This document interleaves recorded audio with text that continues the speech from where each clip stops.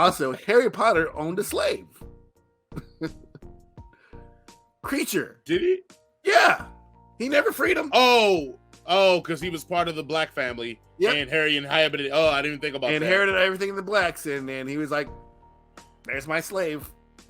I don't like him because I'm gonna give him a pass on it, only because even I had to put that together, and then Harry never asked him to do shit. Like it wasn't like he was. Harry was like, "Man, get my tea, give me my shit, bro." Like I don't think Harry was thinking like, "Hey, I need to free Creature because like this servitude is bad." He's still a slave, and he could be like, "Yo, Creature, you can go anywhere you want to do, or you can stay here." Because he wasn't even nice to him to begin with until he needed something from him, and then he became nice to him. So already I'm like, Harry, you looking real suspect. And the only reason I look at it like, okay, like suppose like your dad's a slave owner, and you denounce it and you leave, and then your father dies, and now all this stuff, including the slaves, go to you. But you never really like use them, and you never think to be like, "Oh, let me just free them." So what you do as a good person is go, "Holy shit, I own slaves now. By the way, all you slaves are free. Y'all can stay here if y'all want, or you can just have self-determination. I guess I had to figure out how to pay you guys living wage to do things around the house for a job. But other than that, you're able to self-determine. Your life is your own." Because I am a good person. What I'm getting to is that like that kid doesn't realize that he owns a slave. So he doesn't free them because he doesn't realize he owns them. Like, I could be wrong. I don't remember any time in the books Harry asking him to do anything that was servitude. It was like trying to get information, but never servitude. It's like, I don't think Harry knew he owned him as a slave. That's my point I'm trying to get to. He definitely owned him. I just don't remember in the text him being like... House. And this again, but remember, hold on. But remember, that's the house they chose to do the Order of the Phoenix. So Harry wasn't like in that house. It was like, oh, use this house, guys. They had already used the house before. No, but they specifically tell him the house is yours, and so is Creature. I don't remember them telling him that both were him. I just remember them saying they had a house elf. Yeah, I remember they saying the house has a house elf. I don't remember them being like, oh yeah, you own Creature too. Like I'm thinking at that age. Remember, Harry's a teenager.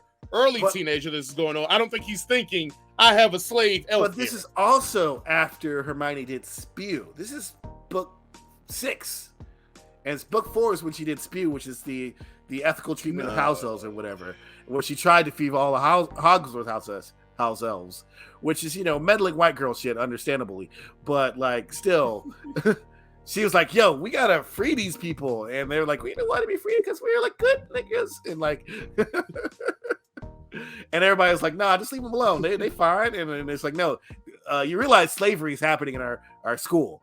And everybody's like, you're just being stupid, Hermione."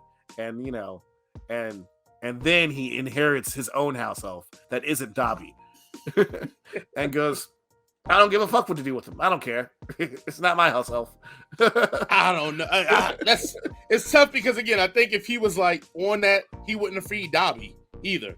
And I know freeing Dobby was more in the spite the Malfoys, less about that's the only reason why he freed Dobby. He was like, "Oh, you're a slave. That sucks for you." "Oh, you want to be free? That's crazy." Also, in respect to Harry, and I think I'm giving cape to a slave master, but in respect to Harry, if he frees Creature just goes to Slytherin and all them and tells the Death Eaters all their business, and they rain down on them. So probably him doing this was a way to protect. Creature definitely would have went to Bellatrix and been snitching. I think Dumbledore actually did tell him not to free him, but I'm not sure. I have to go back. Anyway, you might be right. Harry Potter's a slave owner. Harry Potter's but either way, Jesus Christ. Maybe if he's like nice to him to begin with, he wouldn't be like snitching on him. Look. Creature wasn't having none of that shit.